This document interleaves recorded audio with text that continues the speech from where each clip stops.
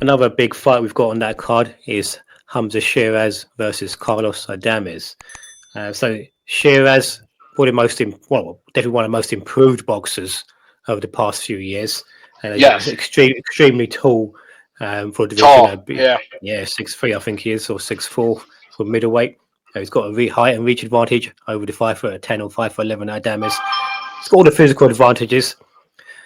How do you think Adames can get past Shiraz's jab? I mean, how do you see this one going? That's the most important thing. They're getting past that piston like jab or Shiraz now.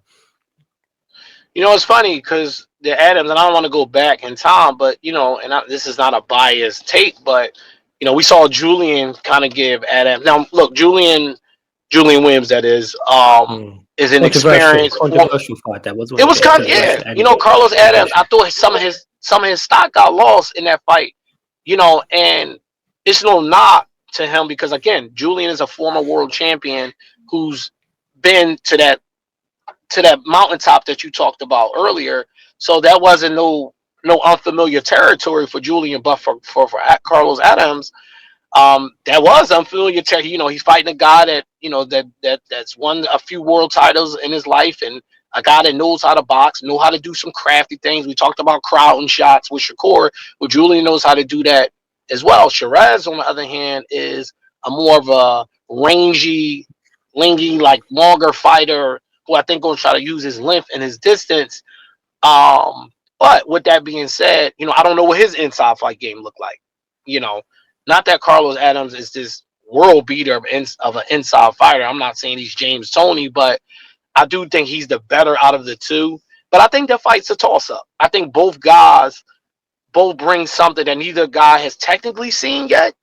And I'm big on range and distance because I feel like if you're able to control the range and distance, 7 out of 10 times I think that's the guy that normally wins the fight. But we also see guys that know how to take that away, and what does that look like? So I think it's a toss up. I don't really have a prediction for that fight. I'm leaning towards Adams, but I wouldn't be surprised if Shiraz pull it off.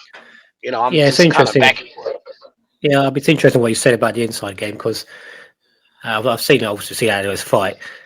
He is quite good to the body, and he tends to throw a lot of borderline body shots. That He are does, quite low, yeah. very borderline. So and they can be damaging. Obviously, Shearer's been a very tall um, middleweight. That could take his toll, but can he get past that jab? That's the big question. And can he force Yeah, Shearer's into a ball? We saw Ammo Williams fight Shearer's, yeah. I'm and about to say the Emma Williams fight, right? Yep. yeah, I mean, Shearer's had some tricky moments, but then he sort of got back on track, stuck to his game plan, and he picked Emma Williams apart. Do you see it going the same way, or do you think this one could be a much tougher fight for Shearer's?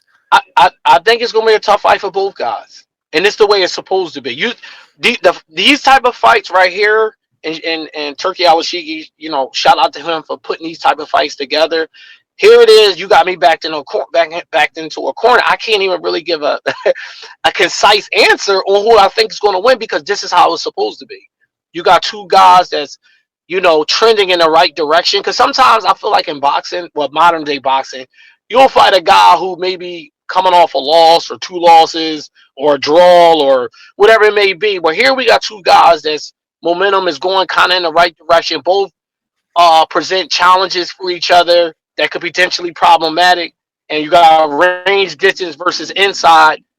Too young. Well, Adams he's not young as I thought he was, but he's kind of young in boxing because he really hasn't. He's like a He weird hasn't fought much, 3 times in 3 years. right. It's like he's 32, I think, but he doesn't really Yeah, fight a lot. 32. And he's Mm.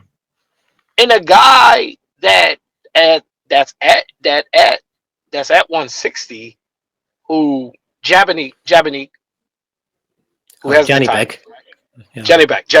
Johnny Back, who nobody really wants to see. It's funny, he's at 160 and nobody talks about him like he's not even here. Like that's another show for another day. It's boxing is just funny how we'll strategically just move around certain fighters. So that guy's a problem. You're like, Yeah, yeah. so but anyway, I think it's a 50-50. I'm not gonna pick a winner in that fight. I just whichever guy is able to impose his will, and I know that's like a cop out, hedge your bet type of answer, but It's a good I don't fight. really know, bro.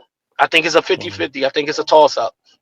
Yeah, yeah. Of course, I'll be back in. I'm leaning Carlos, but I think it's 50-50.